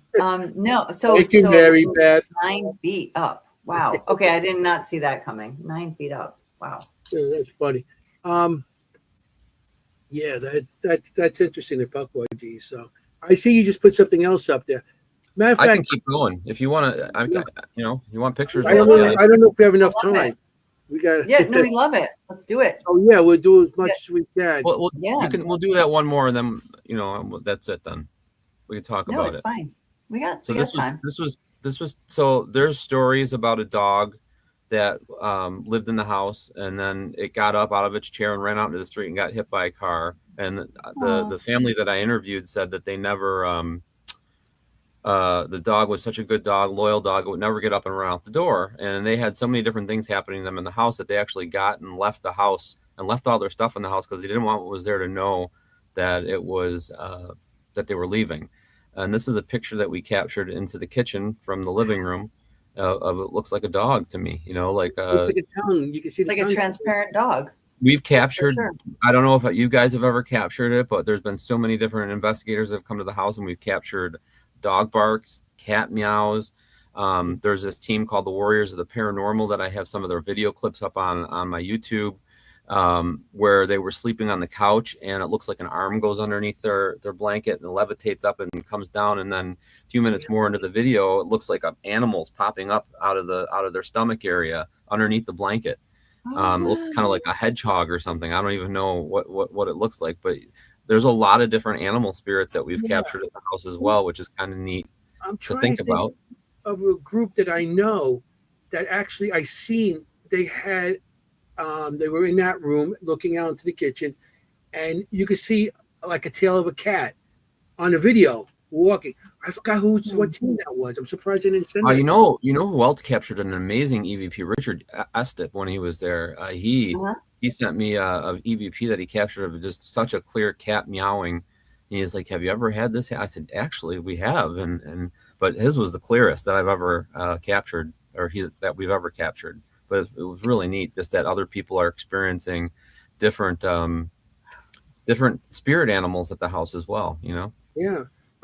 Well, here's another one of my stories outside when I was there. Everybody was in the back by the tent, and I went to the front to get something out of my car. So I went to the front, I popped the car, the trunk, the hatch popped up. I'm there. As I'm there, I see something on the far end of the house run into like the woods. So I'm thinking maybe some sort of animal, deer or something. I don't know. I see it go into the woods. So I'm doing I'm getting some equipment out of my car. All of a sudden I hear like something rustling in the bushes. It's like this is all in the front of the house. So it sounded like it was coming from the front of the bushes, coming around. So all of a sudden I hear it coming, whatever it was coming out. I was like, oh wow, it's an animal. And all of a sudden I hear "Arr!" like that. So I had a knife. I clicked my knife open. I'm like, Gerard, my brother and my son, Gerard, Jesse, get over here. Get over here. I thought it was something going to attack me. I really thought it was something there. And they come running over. As they come running over, the spotlight pops on because where I was too far away for the spotlight. And so I'm standing there backing away with a knife thinking something's going to attack me. And there was nothing there. And they said, what was it? I said, I don't know. And not only that, I heard like a collar. I thought it might have been a dog or something, a wild dog. Oh. I thought I heard like a collar from an animal in front of the place too. Mm-hmm. And it started growling at me. Like I said, I had a knife on me, so I went pop. I'm from Queens. Hey, we carry knives. I'm Sicilian. Right. Sicilian. If you're born with a knife. You never know when a coyote's going to come into your living room. True. Yeah, up there. They tell me there's coyotes and there's all kinds of stuff, which I don't really care about. But, I think I'm a little nervous about an animal coming at me than a ghost. I'm more afraid of the living than the dead. For sure. But that was interesting. And now you're saying there's a dog spirit. I never heard of dog. I seen the cat spirit. I heard about cats, but I never heard of dog yet. And how many times I've been there? This is interesting. What was cool? It's back on Lilydale, they have a pet cemetery, and I thought it would be cool to take Geo, my Geo, when I was doing the investigation into the pet cemetery, and see if we could get some animal responses. And both times that I've taken the groups into the pet cemetery, and I just like whistled, I'm like, come on, speak, and I'm putting my hand out, and I'm pretending like I have a treat, and then all of a sudden we get barking coming through on the spirit box. I'm like, holy cow, so cool. That's so awesome. Cool. That's so good. Our co-host on this podcast, who isn't here tonight, she's a veterinarian, and she helps us so much. At Hinsdale, I've had so many EVPs I've had to throw out. Like I'm like, Kim, what does this sound like? It sounds like someone's crying. She's like, that's a fox. I'm like, okay, throw it out. So many coyotes, foxes, whatever. But it helps to have a veterinarian friend. Those foxes, it sounds like a woman screaming when they're doing a mating call. It's crazy. Or like a baby crying, like a high like a hurl, blood curdling cry. Yep. Right. When they're really, really hungry or something. Like, yeah, exactly. Like that kind of cry. I thought it was a baby for sure. And she was like, that's a fox. Oh, okay. Yep. Yeah. But hey, it's good. Debunked. Mm-hmm. That's what it's all about. It's helpful. Yeah, no, but she would be really interested. I'm going to let her know what you said about the pet cemetery. Yeah. That's really cool. When you get, because I remember, I think you just got, when I first went there, I think you just got the Geo box because you came in and you wanted to try that night. And we were there and we were like, yeah, something new. Let's try it out. And I think the batteries died on it, something like that, wasn't charged or something. And we were like upset, like, I wanted to try that out. Because I think you just got it, wasn't charged enough or whatever. I think when you first got it. Learning. It was still, I was still learning how to do it. Yeah, because I got it shortly after, because Nick had one on Paranormal Lockdown, and I thought it was cool, and he got me in contact with George Brown, who makes them, and I ordered one, and it was like $450. I was like, Right. damn, and nowadays he gets like 8,000 for him. It's like I was crazy. gonna say, like, well, my gosh, wouldn't that be nice? It would be. $450. If everybody could have one. He actually almost got divorced because he was getting so many orders for him. Really? I believe it. Yeah, I he believe it. couldn't keep up with the orders. That's why he just does a couple of them a year now and just puts them on eBay. Because I mean, you don't even want to use it. It's too pretty. It looks like a piece of furniture. I like it. Yeah, Oh, I bet. they're really good. Is that Remember- the piece of equipment that you feel most connected to? I do. The one that looks like a boombox. Yeah. Yeah, for sure. Yeah. Like that's been with me since the beginning. Like, and So good. I feel like I can connect with it. I can understand the energies when they come through, and I don't know. I feel very comfortable with that one. That's the best. One of the things that you said a long time ago on I was listening to, you were talking about growing up in a haunted location. Mm-hmm. Something about crayons, like drawings that Yeah. appeared. Yeah. Okay, So like I have to ask you about that only because I've never told anyone this. Probably my first experience in the paranormal was similar to that, a drawing that appeared overnight in a locked room. yeah, that's And cool. I thought, mean, like, people are gonna think I'm crazy, but now just then like you said it, I'm like, oh, good. one of the things that stood out to me when I was growing up in the house as a child, we had gone to church, and I remember it vividly. Obviously, we're all at church. The doors are locked. We went out for breakfast like we usually did on Sunday, and then we would come home. And when we came home, the doors were locked. My dad opened the door, and when we came in the door, there was crayon drawings on our ceiling, and there was crayons sitting in the middle of our living room floor. So he like, knew you hello. didn't And do my it. dad said, no, everybody was, nobody was Right. there. Like, I mean, sometimes you get blamed for things but he knew that you couldn't have I got done blamed for a lot growing up there because I was Sure. I was the oldest brother, and I had 3 younger sisters, and I got blamed for a lot Yep. of stuff that I didn't do. I was a prankster. I'm a goofy, I used to Yeah, tease my sisters, right. but when I didn't do it, I got mad and I got blamed for it. Right. So But you didn't draw on the ceiling, in other words. Like, I mean, like, you no, can't reach the no, ceiling. nobody was So there, and we came home and yeah. it just appeared there, and no, they It's just like, obviously wouldn't say that was ghosts to us when we were kids, that they didn't want to scare us. So Yeah. no, but they must have been terrified. my parents, yeah. Well, Were they? now later in life, my mom tells me all this freaky stuff that happened to her. My other sisters came out of the woodwork with stories that happened to them, like, Yeah, thanks for letting me know. Yeah. Thanks so much. You were. Um, I seen you because I was in it also the paranormal night shift. yeah, And I seen that in the bowling alley. The yeah. episode we did was in the bowling alley. We don't have much time, but do you want to tell the story, or maybe everybody start watching Night Shift again? Yes, it's so working at this bowling alley, I was one of the assistant managers there, and I always had weird things happen to me. A lot of the times you're there alone getting ready for a league to come, especially during the day. It's like usually senior leagues or something like that. And I had it was like a team of 10 teams coming in senior league in the morning, and my job was to oil the lanes, and I was also getting their coffee cart ready at the same time. So when you put anybody that bowls know that you put the machine down and press the button, it goes down the lane, knocks down the pins, and lays the oil down on the pins on the lane. Then you come back, pick it up, put it on the next lane, press the button again. And so you keep going. And then while it's doing that, I'm running in the kitchen, getting the coffee cart ready, putting the coffee cups on the cart. And so I'm in there getting the coffee cart ready, and I don't hear the machine going. And I went and I looked, and it's unplugged. The machine's unplugged. I'm like, what the heck? What the heck just happened here? Who is somebody else here? Like, I know I'm the only person here. I unlocked the door. There's no, so I plugged it back in and I started it back up again, and it got unplugged again. Like, literally, like something there was screwing with me, okay. Then we've seen a shadow figure there. They're researching it. One of the old managers had died in the office. I mean, I don't know that it was a manager. Then there was an older gentleman that had passed away during a league, had a heart attack on the lane and died.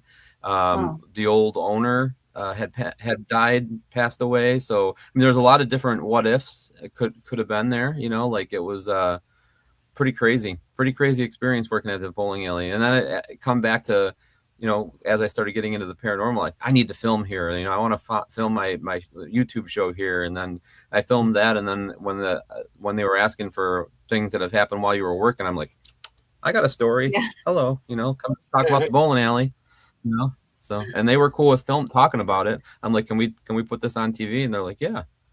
So they were cool with it. So You gotta love that. Yeah, so I love everybody, that. yeah, Paranormal Night Shift. Yeah, check it out.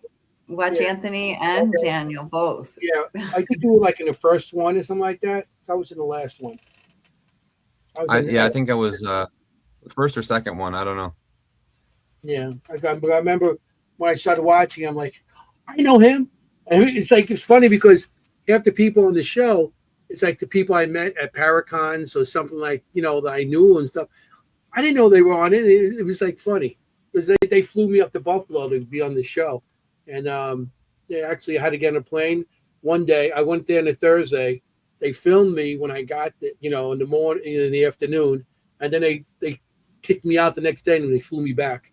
But I got to eat, and they gave me money for food, and then they flew me back. I was cheap for them because I was right there. Yeah, they didn't have to pay for my hotel or flight. That's right. I called you, and we were supposed to meet, and we just couldn't work it out. Yeah. Yeah. That's funny. Yeah, that's right. You're right there. I went to high school in Rochester. I think I told you that. Yeah. In Fairport High School. Yeah. Just, Can I just ask a really quick question, Anthony? Do I have time or no? go ahead. Okay. So I'm doing a lot of research and giving a lecture in August on this subject, but so I'm really curious to hear what you say about the Hinsdale house. Do you feel like the investigators bringing more positive energy has really caused that shift, or has something else caused that shift from the darker to the lighter? I think a lot of it has to do with the living people have done it. Yeah. I think all the positive energy that we've put into the location, like for me, even opening up the windows and putting new paint on it, and just bringing the different lay people there to give positive blessings to the house. And I think the giving tree is another big thing too. Like it's right. It was another aspect of bringing positiveness to the land and letting the energies know that we're there in peace and we are just trying to figure things out and we want to pay homage to them. And it's right. And the I think it has a lot to do with it. Like the people that you're bringing in to investigate also. Yeah. I think that most of the people that come in come with positive intentions for sure. Right. I know we made pasta. We had a big pasta dinner, and we had more activity then than ever. Like just having a family dinner and just not thinking about spirits, just having a family dinner. Yeah, because you're ignoring them. So then they want to. It's like a child. They want to get your attention when you're not paying attention to them. Who wouldn't want to be part of a big pasta family dinner? That's how I look at it. Like do something you would want to be part of, right? Okay. Exactly. Yeah, I'm just curious, like what your personal experience has been with it, because I do think that the energy we bring to it makes all the difference. I agree. I that also. You go in with a positive attitude, you get more activity. If you go in with a negative attitude, you'll get less activity. You'll get something, but you're not as much as if you go in with a positive attitude. I think positive attitude and knowledge too. The more knowledge you have on the location helps as well. If you're going into a location and you know that there's if you're calling out a demonic spirit or something like that, and it's like Uncle Joe, how pissed off would you? I mean, just the more knowledge you have of the people that may have lived there, the people that are no longer with us, helps when you're investigating. I think so. Just never know what's going to and correcting it if you're wrong. Like you made a point before about, hey, you made a mistake, you correct it. Yeah. Don't be afraid to. Wrong with that. But next year we're definitely going to have a little trip up there. We definitely are. We're going to definitely have to come up again. It's time. I think it's been about 3 years since 2023 is the last time I was up there. I think it's been 2 for me, but it's time. Yep. Yeah. I used to come up with a little more often, but now it's a little harder these days. But yeah, I got to get up there because that house always calls for me. It calls to a lot of people. Everybody says the same thing. Does. It calls to us. calls to us. Well, that's a credit to you, and we thank got you for about 5 everything that minutes. you've done with it. I'm going to 'Cause ask we one all question. benefit. We got about 5 minutes left, but I know Nick referred the Hinsdale to the one in UK. The Black Monk House. Is there Yes. you think a connection to that? Yeah, he felt there was a connection with the location and some type of portal. I know somebody had asked about a portal in the chat earlier, and Yes. connecting haunted locations with these portals. And I think that the connection, they were able to capture an energy at the Black Monk House, they felt it was the same energy at the Hinsdale House. So they were trying to figure out like how they were traveling from one location to the other through, and they believe it's a portal. And that was one of the things that was brought up to me when I first bought the location, is about different portals. And I feel like there's been different ones that have opened. I feel like there's ones that have been closed. And a lot of that comes with the energies and what people bring to the location as well, just like anything else. People try to use these, and I feel like there's an influx of the same energies at the Hinsdale House, and then there's some new ones sometimes as well that we've never captured before. And where are they coming from? Is it just a mecca? Are they able to travel interdimensional between different locations? And there's a lot that we don't know, and it's interesting to think about. Mm-hmm. Yeah, I think that's the best part of this field, is that there's a lot we don't know. I think the mystery is the beauty, like the wonder of it. The only way we're going to find out of the answers is when we're on the other side. And I don't think any of us won't get there too fast. No rush. No rush. We'll No figure rush. it out when we figure it out. Exactly. In the meantime, it's just the ride. That's the fun of it. The more we learn, the more we don't know. It's the best. Yeah, Exactly. We're running out of time now. We do have a guest. Yeah, tell us what you're going to be at Gettysburg. What else do you want people to know about what's coming up? Gettysburg this weekend, and then August 1st, I'll be in Lilydale, New York. Again, I'm going to be at the other convention that I've committed to is New Jersey Para-Unity Expo in November. Okay. So there's a lot of cool things coming up. I'm putting together a tour of libraries to speak at in October, and I have downtown Buffalo's library booked, and I have another one out in Albany, New York booked as of right now. So we're just starting to put that together. Last year I did like 18 different libraries, and it was a lot of fun, and I got to connect with a lot of cool people and meet new people, and I thought it was a really fun time. So we're doing that again this year. Probably going to venture out to Pennsylvania, maybe New Jersey this year as well. Target libraries. That's good. And maybe you get somewhere I could come and visit too. Yeah, I agree. Libraries are cool. I love doing libraries. I love getting in some old haunted libraries too. Like there's this one out by Syracuse, New York, and it's an old Carnegie library. It's like an old Carnegie building. Like it's like all these different levels and stuff, and really cool. You can just feel the energy of some of these buildings, and I love that they've been repurposed and reused, or still in use. I'll find out. There's supposed to be one in Ellensville. And Ellensville is close to another place that we always go to. Oh, near the Chandler, yeah. Near the Shanley. So I'll find out some information about that, if maybe you get in there. But so we do have to end the show. Yeah. I hate this. I know. When I end the show, don't go away too fast, okay, Dan? Don't. All right. We'll talk. But we will. I feel like it's like, see you tomorrow. See you in 2 days. See you in 3 days. Yeah, right. It's only a couple days away. So, that's kind of nice. I want to thank everybody in the audience for showing tonight. I Thanks, want to thank Dan. That was awesome show. We're going to have you back sometime. The show was a very good show. We had a great evidence and great talk. We had a fantastic talk. I really enjoyed it. So I just want to tell everybody that if you're going to go on an investigation, go anywhere, Hinsdale House, anywhere, got to be safe, because you want to look for ghosts. You don't want to be a ghost. Ciao, familiar. Good night. Forget it. Bye, everybody. See you next week. Hey, how you doing?